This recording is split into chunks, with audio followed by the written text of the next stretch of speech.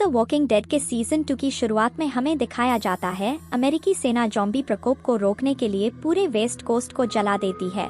Strand Abigail yacht को Mexico की ओर ले जाता है, जहां वह अपने प्रेमी थॉमस से मिलने की उम्मीद करता है और बाकी समूह को आश्रय और सामान का वादा करता है। ट्रेविस, मैडिसन और डैनियल को स्ट्रैंड और उसकी असली मंशाओं पर शक होने लगता है और उनके रास्ते में मिले अन्य बचे हुए लोगों के प्रति उसकी बेरुखी से नाराज हो जाते हैं। इसी दौरान एलिसिया एक रेडियो पर जैक नाम के एक व्यक्ति से बात करती है, जो अपनी डूबती हुई नाव से खुद को और अपने साथियों को बचाने के लिए अबिगेल को बुलाता है, लेकिन स्ट्रैंड इस रास्ते को बदलने से मना कर देता है। स्ट्रैंड का अजनबियों पर अविश्वास तब सच साबित होता है जब जैक का समूह समुद्री डाकू बन निकलता है और अबिगेल पर हमला करके उसे हथियाने की कोशिश करता है। क्रिस, जो अपनी मां की मौत का गम अभी तक नहीं भुला पाया है, क्रोध में आकर एक समुद्री डाकू की हत्या कर देता है। रास्ते में उन्हें सैनिकों और ज़ॉम्बीज़ का सामना करना पड़ता है। एक ज़ॉम्बी मैडिसन पर हमला कर देता है, लेकिन क्रिस उसे बचाने के लिए कुछ नहीं करता। एलिसिया इस पर बहुत नाराज होती है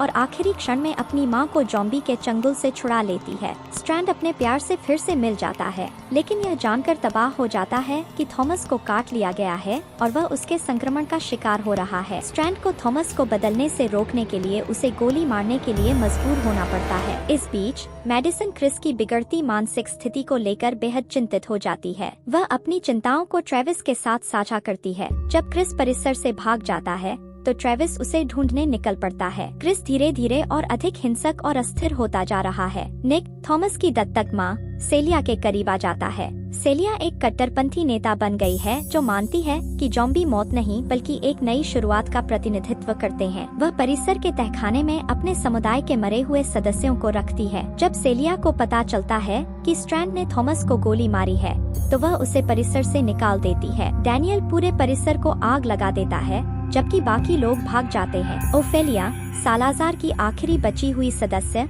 समूह को छोड़कर अकेली ही चली जाती है। निक, सेलिया के विचारों से प्रभावित होकर अपने परिवार को बहुत हिंसक मानने लगता है और अपना रास्ता खुद बनाने के लिए निकल पड़ता है।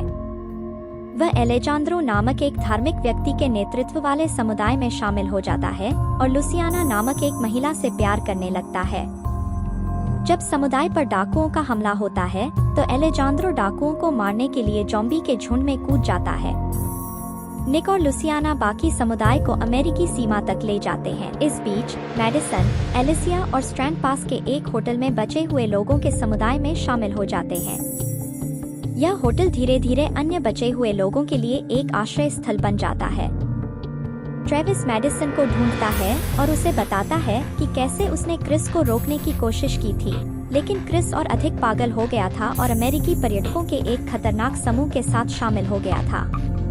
अंततः क्रिस की मौत हो गई। जब पर्यटकों का एक समूह शरण लेने के लिए होटल पहुंचता है, तो ट्रेविस एक हिंसक हमले में उन सभी को मार डालता है। दुर्भाग्य से इस दौरान वह गलती से एक निर्दोष शरणार्थी की भी हत्या कर देता है। अपने इस क्रूर कृत्य के कारण ट्रेविस को होटल समुदाय से निर्वासित कर दिया जाता है। हालांकि मैडिसन और एलिसिया उसके साथ जाने का फैसला करती हैं, जबकि स्ट्रैंड होटल में रहना चुनता है।